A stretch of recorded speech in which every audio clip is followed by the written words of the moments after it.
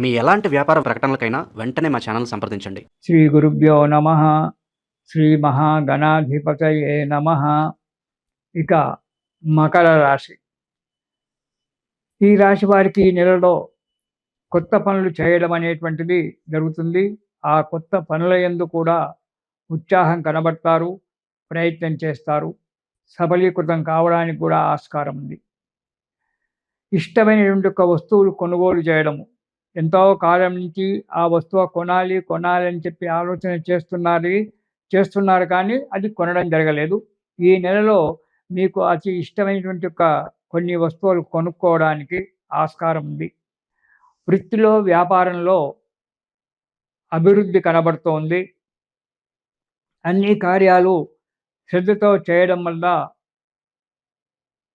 పనులు నెరవేరి మానసికమైనటువంటి ఆనందాన్ని పొందడం జరుగుతుంది. కానీ కొన్ని పనులు మీ చేతులతో మీరే చెడగొట్టుకుంటారు. అశ్రద్ధ చేస్తారు.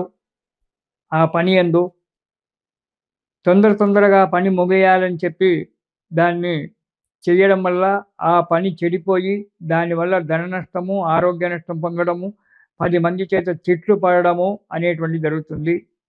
దానివల్ల మానసికంగా బాధపడతారు. కోపం పెరిగిపోవడము, దానివల్ల అనేకమైన నష్టాలు పొందడం జరుగుతుంటుంది మకర రాశి వారికి. కాబట్టి ఈ కోపం వల్ల చాలా పనులు చెడిపోయేటువంటి ఆస్కారం ఉంది. కాబట్టి మనస్సును ప్రశాంతంగా ఉంచడం అలవాటు చేసుకోండి. డబ్బు విషయం ఖర్చు చేయడంలో జాగ్రత్తగా ఉండండి. ప్రయాణ విషయంలో, మాట్లాడే విషయంలో కూడా జాగ్రత్తగా ఉండడం చాలా మంచిది మకర రాశి వారు. ఇక మొదటి వారం గనక చూసుకున్నట్టయితే ఉద్యోగంలో కానీ, రాజకీయ నాయకులతో మాట్లాడేటప్పుడు కానీ విజయాన్ని పొందడం అనేటువంటిది జరుగుతుంది. ఇతరత్ర వ్యక్తులకు రాజకీయ నాయకులతో పరిచయం ఏర్పడము, వారి వల్ల కొన్ని పనులు అవలీలగా సుఖంగా నెరవేరడం అనేటువంటిది కూడా జరగడానికి ఆస్కారం ఉంది. ఉద్యోగస్తులకు ప్రమోషన్లు రావడము, లేనప్పుడు అధికారులతో మెప్పు పొందడము, రివార్డులో పొందడము అనేటువంటిది జరగడానికి ఆస్కారం ఉంది. మీరు కోరుకున్నటువంటి కోరికలు కూడా నెరవేరడానికి మొదటి వారం సిద్ధంగా ఉంది. మనశ్శాంతితో ఉంటారు కూడా మొదటి వారంలో. ఇక రెండవ వారం గనక చూసుకున్నట్టయితే మంచి ఆరోగ్యంగా ఉంటారు, చలాకీగా ఉంటారు. మంచి ఆర్థిక పరిస్థితి కూడా మెరుగుపడుతుంది, ధనలాభం ఉంటుంది. పెండింగ్ కార్యక్రమాలు ఏవైతే ఉన్నాయో అవి నెరవేరడానికి రెండవ వారంలో మంచి సమయం ఆసన్నమైంది. పెండింగ్ కార్యక్రమంలో ఉండే పనులన్నీ కూడా నెరవేరడానికి మంచి సమయం ఉంది. ధైర్యంతో, మనశ్శాంతితో ఉండడం కూడా జరుగుతూ ఉంటుంది. కార్యక్రమాలు చేయడంలో మనశ్శాంతితో, ధైర్యంతో ఉన్నప్పుడే కార్యక్రమాలన్నీ కూడా సుముఖంగా నెరవేరుతాయి.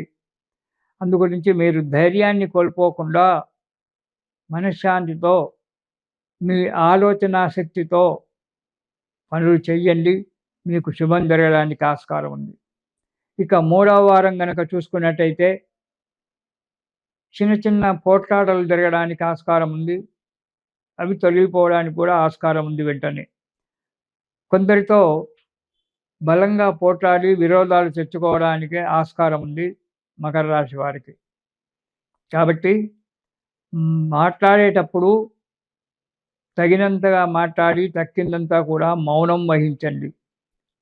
ఒక మంచి స్నేహితునితో విరోధం ఏర్పడే ఆస్కారం కనబడుతుంటుంది.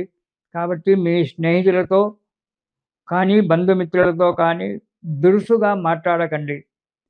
దురుసుగా మాట్లాడి, అసందర్భంగా మాట్లాడి విరోధాలు తెచ్చుకొని ముందు జీవితానికి కష్టం తెచ్చుకోకండి. మూడవ వారంలో, 4వ వారంలో కానీ మనశ్శాంతి లేకపోవడం వల్ల, ఎప్పుడు టెన్షన్గా ఉండడం వల్ల ఆరోగ్య నష్టం కలుగుతూ ఉంటుంది.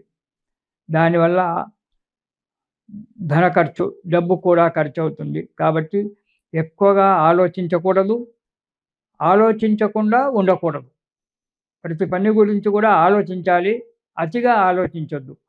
సమయాన్ని బట్టి ఆలోచించి ఆ సమయానికి తగినట్టుగా అడుగు ముందుకేసుకుంటే మనకు ఆపదలు రాకుండా, వచ్చిన ఆపదలైనా చిన్న చిన్న పరిష్కారాల వల్ల తొలగిపోవడం అనేటువంటిది జరుగుతూ ఉంటుంది. ఇక 4వ వారం గనుక చూసుకున్నట్టయితే సహోదరులతో కానీ, సహోదరీమణులతో కానీ, అంటే అన్నాతమ్ములతో కానీ, అక్క చెల్లెళ్ళతో కానీ పోట్లాటలు జరగడానికి ఆస్కారం ఉంది.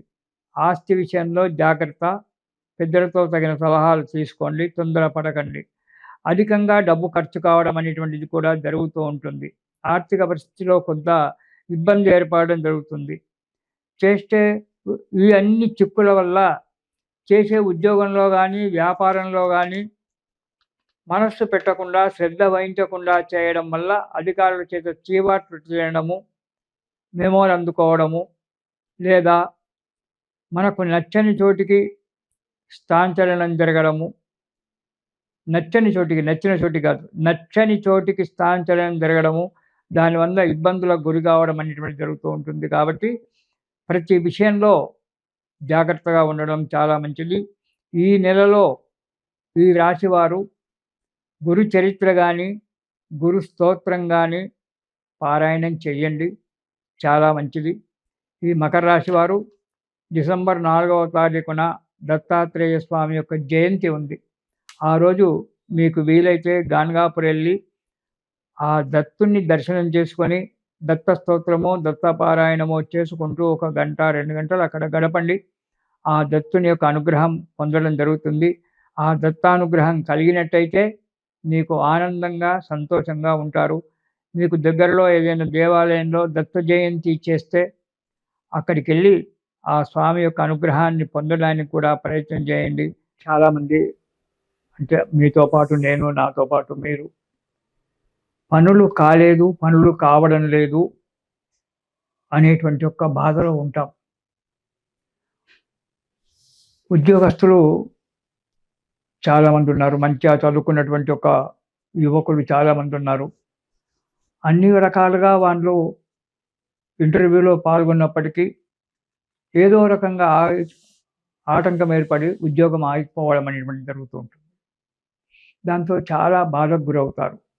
నిజమే, ఒక వయసు వచ్చినప్పుడు ఉద్యోగం చేస్తూ ఉంటే తండ్రికి తోడుగా ఉండడము, కుటుంబానికి సహకారిగా ఉండడం అనేటువంటిది జరుగుతూ ఉంటుంది.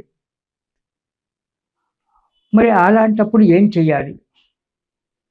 మంచిగా చదువుకుంటారు. ఇంటర్వ్యూ కూడా అన్నీ కరెక్ట్‌గా చేస్తారు. ఏదో చిన్న విషయంలో మనను ఆ వ్యక్తి రిజెక్ట్ చేస్తాడు. ఏ కార్యక్రమానికి ముందు అడుగులేసినా కార్యక్రమం జరగదు. ఆటంకాలు ఏర్పడుతుంటాయి.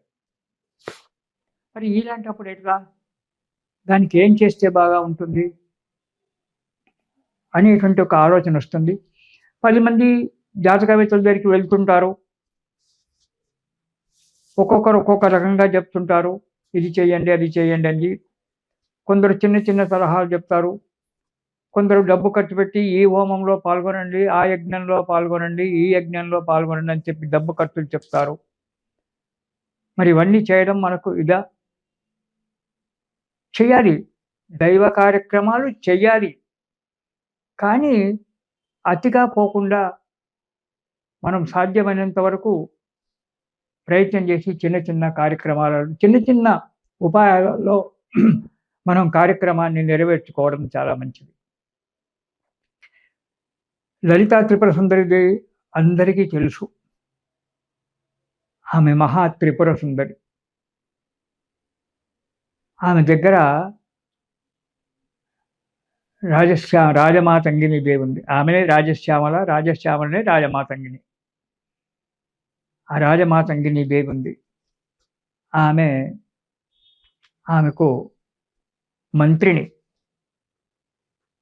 మంచి సలహాలు ఇచ్చేటువంటి ఒక రాజమాతంగిని దేవి. ఆమెనే రాజశ్యామల అని కూడా అంటాం. ఈ రాజమాతంగిని దేవిని గనక మనం ప్రతిరోజు ఆమెను కీర్తించినట్టయితే, లేదా ఆమె యొక్క నామాన్ని స్మరణ చేసినట్టయితే ఎంతో ఫలితం కలుగుతుంది.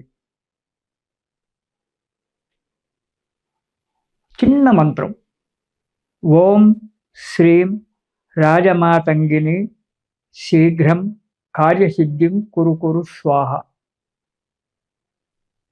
ఓం శ్రీం రాజమాతంగిని శీఘ్రం కార్యసిద్ధిం కురు కురు స్వాహ.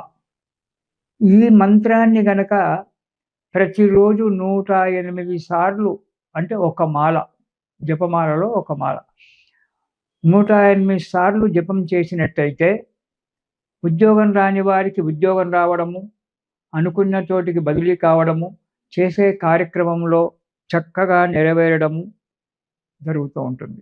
సుఖంగా సంతోషంగా ఉంటారు. తిరిగి మనము వచ్చే నెలలో, అంటే 2026 జనవరి నెలలో మనం కలుసుకుందాము. అంతవరకు శుభం.